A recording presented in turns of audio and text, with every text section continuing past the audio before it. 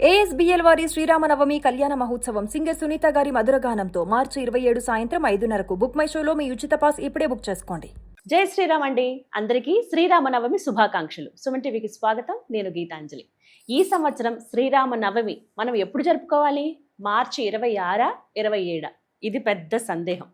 అలాగే ఆ రోజు విశిష్టత, మనం ఇంట్లో విధిగా చేయవలసిన పూజా కార్యక్రమాలు, దాంతోపాటుగా మనలో చాలామంది ఎన్నో జటిలమైన సమస్యలు ఎదుర్కొంటారు. అంటే నిత్యం మన జీవితంలో ఉండేవే, వాటికి పరిష్కారం దొరకక ఇబ్బంది పడుతూ ఉంటాం. ఇలాంటి విశిష్టమైన రోజున ఏవైనా పరిహారం చేసుకుంటే గనక వాటి నుంచి బయటపడే మార్గాలు ఉన్నాయా? తెలుసుకుందాం. వివరించేందుకు ప్రస్తుతం మనతో పాటు ఉన్నారు సంకల్ప మందిర్ నిర్వాహకులు, ప్రముఖ జ్యోతిష్యులు, బ్రహ్మశ్రీ నందిభట్ల శ్రీహరి శర్మ గురువు గారు. వారితో మాట్లాడదాం. నమస్కారం గురువుగారు. వాగర్థావివ సంపృక్తౌ వాగర్థ ప్రతిపత్తయే జగతః పితరౌ వందే పార్వతీ పరమేశ్వరౌ. ఆదిత్యాయ చ సోమాయ మంగళాయ బుధాయ చ గురు శుక్ర శనిభ్యశ్చ రాహవే కేతవే నమః.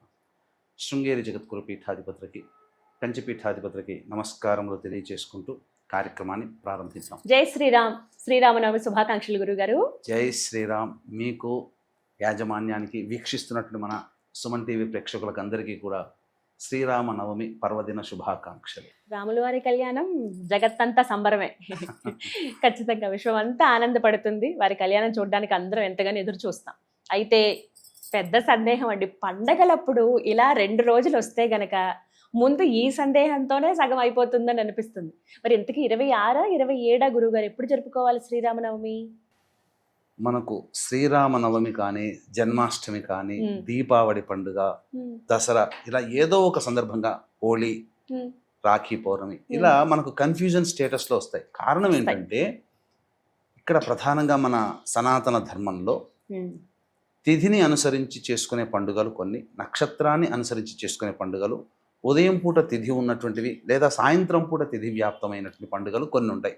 ఇప్పుడు మహాశివరాత్రి సాయంకాలం మొత్తం చతుర్దశి ఉండాలి. అలాగే సంకష్టహర చతుర్థి సాయంకాలానికి చవితి ఉండాలి, చంద్రుడిది.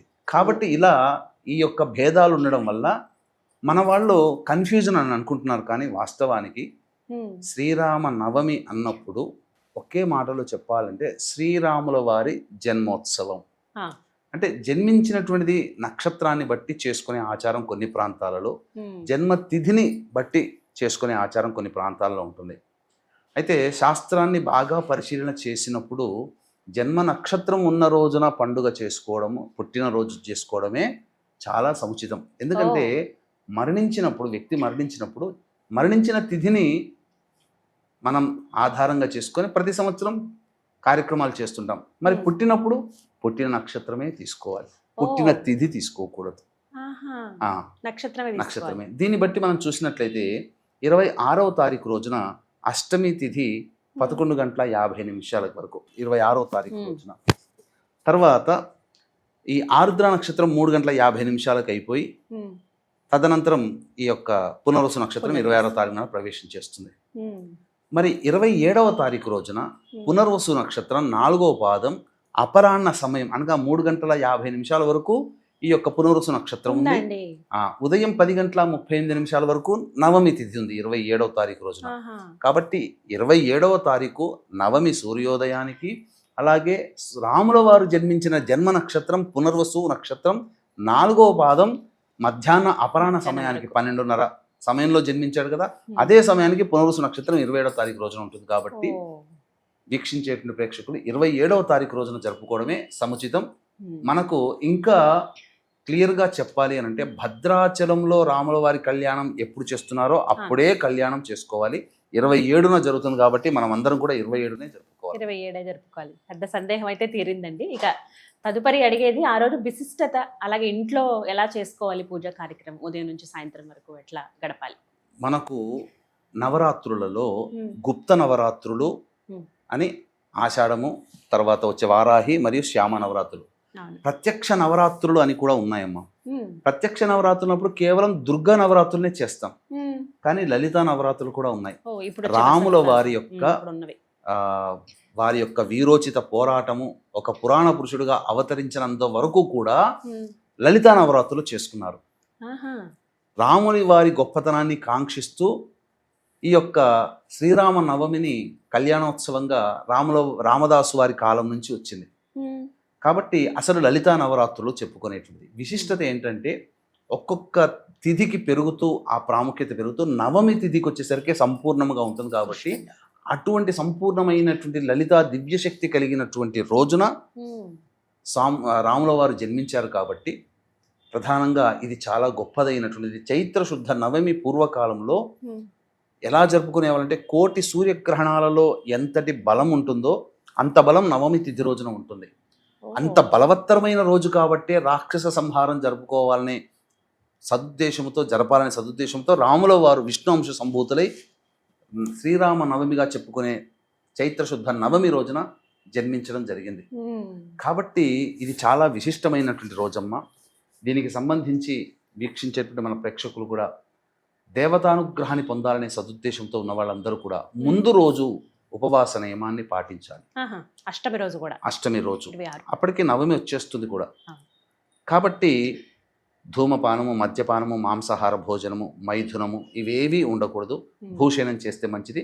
తెల్లవారి రాముల వారి యొక్క అనుగ్రహాన్ని పొందడం కోసం, విష్ణు అనుగ్రహం పొందడం కోసం నేను భక్తితో చేసుకుంటాను, నాకు శక్తిని ప్రసాదించు రామ అని చెప్పి మనస్సులో నమస్కారం చేసుకుని రాముణ్ణి తలుచుకుంటూ నిద్రకు ఉపక్రమించాలి. తెల్లవారే 4 గంటలకల్లా లేచి కాలకృత్యాదులన్నీ తీర్చుకొని చక్కగా రాముల వారి పట్టాభిషేక మహోత్సవానికి సంబంధించిన చిత్రపటం ఉంటుంది మొత్తం పరివారంతో సహా.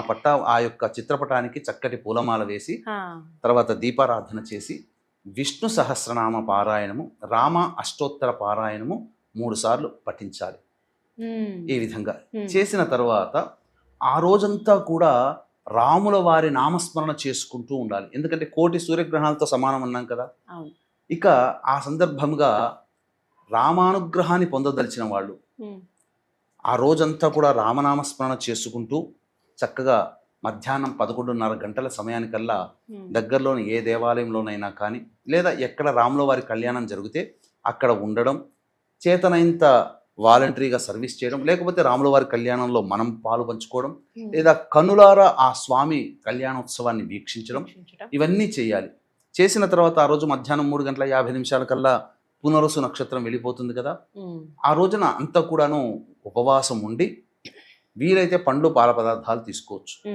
ఇక ఉపవాస విరమణగా మిరియాలతో బెల్లము పానకము చేసినటువంటి దాన్ని స్వీకరించి ఉపవాస విరమణ చేయాలి. చేసిన తర్వాత సాయంకాలం మళ్ళీ కాలకృత్యాదులు తీర్చుకొని స్నానం ఆచరించకూడదు. విష్ణు దేవాలయానికి లేదా రామాలయానికి చేరుకొని ఆ రాముల వారి అర్చన కార్యక్రమం జరిపించుకొని ఇంటికి తిరిగి వచ్చి రాత్రిపూట చంద్రుని దర్శనం చేసుకొని భోజనం చేయవచ్చు. ఈ విధంగా సంబంధించినటువంటివి ఎవరైతే చేస్తారో ఆ రామానుగ్రహానికి పాత్రులవుతారు. అంటే పరమేశ్వరుడు అన్ని విద్యలను ఇచ్చి శ్రీరామ అనే తారక మంత్రాన్ని మాత్రం తన దగ్గర పెట్టుకున్నాడు. అన్ని విద్యల కంటే కూడా బలమైనది రామనామం. కాబట్టి అటువంటి శ్రీరామ నవమి రోజున మనమందరం కూడా ఆచరించడం అనేటువంటిది పూర్వపుణ్యం ఉంటే తప్ప ఆచరిస్తారు. ఆ పాపము తొలగి కష్టాలు తొలగాలనుకునే వాళ్ళు రామనవమిని ఆచరించాలి. అన్నిటికంటే ముఖ్యంగా మన యొక్క ఆంధ్ర, తెలంగాణ, కర్ణాటక కొన్ని ప్రాంతాలు, తమిళనాడు కొన్ని ప్రాంతాలలో కళ్యాణోత్సవం జరుపుతారు.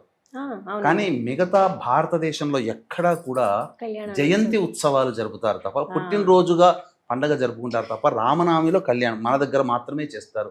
ఇది మనకు తరచి చూస్తే మనకు గమనించినటువంటిది ఏంటంటే భద్రాచల రామాలయ నిర్మాణం అనేటువంటి ధమ్మక్క ద్వారా వచ్చింది కదా. స్వామివారి యొక్క విగ్రహం అందులోనే లభించింది కదా. సీతా సమేతుడైనటువంటి లక్ష్మణ సహితుడైనటువంటి రాముల వారి విగ్రహం లభించింది కాబట్టి దానికి గుర్తుగా శ్రీరామ నవమి రోజున కళ్యాణం అనేటువంటిది అప్పటి నుంచి రామదాసుల వారు ఏర్పాటు చేసి ఉండవచ్చు. అందుకనే కేవలం భద్రాచలంలో మాత్రమే కళ్యాణం జరపబడుతుంది రామనవమి రోజున. ఇది మన ఆంధ్ర, తెలంగాణ ప్రాంతంలో జరుపుతారు. ఇక ప్రధానంగా చాలా మందికి సమస్యలు ఉంటుంటాయి. ఏంటి?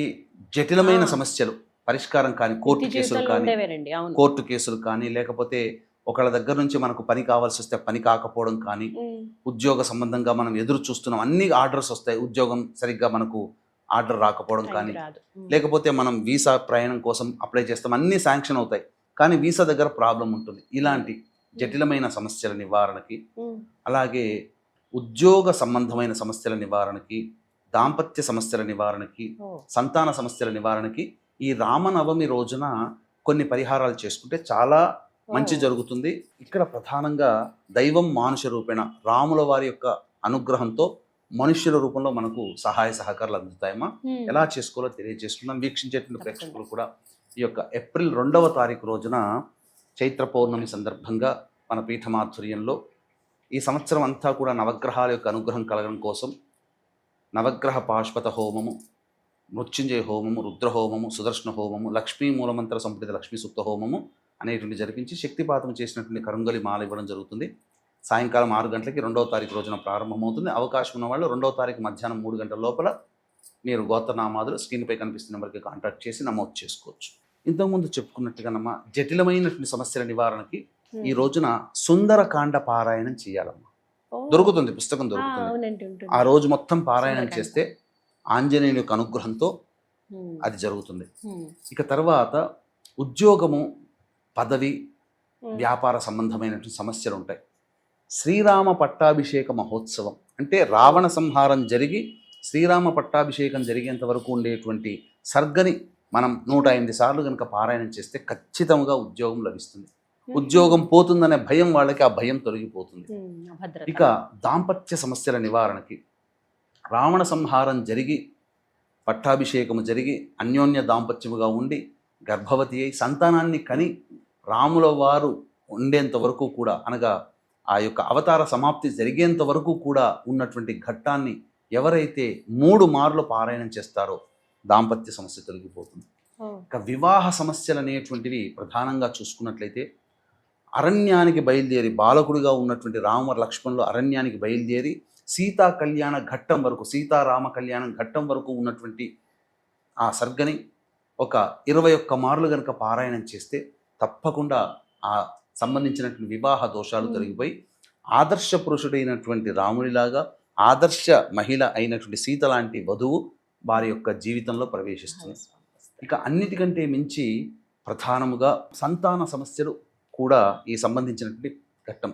దాంపత్య సమస్యల నివారణకి, అన్యోన్య దాంపత్యానికి ప్రతీకగా ఉండే రాముల వారికి సంబంధించినటువంటి. కాబట్టి ఈ యొక్క రాముల వారు వనవాసానికి ప్రయాణం చేసిన దారభ్యత, రావణ సంహారం జరిగి లంక నుంచి బయలుదేరి పట్టాభిషేకం అయ్యేంత వరకు ఉండేటువంటి ఘట్టాన్ని ఒక్క 3 మార్లైనా ఆ రోజు పారాయణం చేస్తే ఓ, దాంపత్య సమస్యలు తొలగిపోతాయి. కష్ట నష్టాలు ఎదుర్కొన్న రాముడి కంటే మనం సమస్యలు గొప్పవి కావు కాబట్టి ఈ సమస్యలన్నీ తొలగిపోతాయని చెప్పవచ్చు. ఉమ్, రామాయణమే ఒక పరిష్కారం గొప్ప పరిష్కారం. కదండి. చాలా మందికి అలవాటు ఉంటుంది, కానీ నూతనంగా మేము ప్రారంభిద్దాము అనుకున్న వాళ్ళు ఈ మంచి ఈ రోజున విధంగా ప్రారంభించవచ్చు చేయవచ్చునమ్మా. కదండి. చేయవచ్చు, మీరు చెప్పిన విధంగా అన్ని పారాయణ చేసుకుంటే ఎటువంటి జటిలమైన సమస్యలను తొలగిపోతాయి. తొలగిపోతాయి. చాలా చక్కగా వివరించారు గురుగారు. ధన్యవాదాలండి. సర్వం శ్రీ ఉమామహేశ్వర పరబ్రహ్మార్పణమస్తు.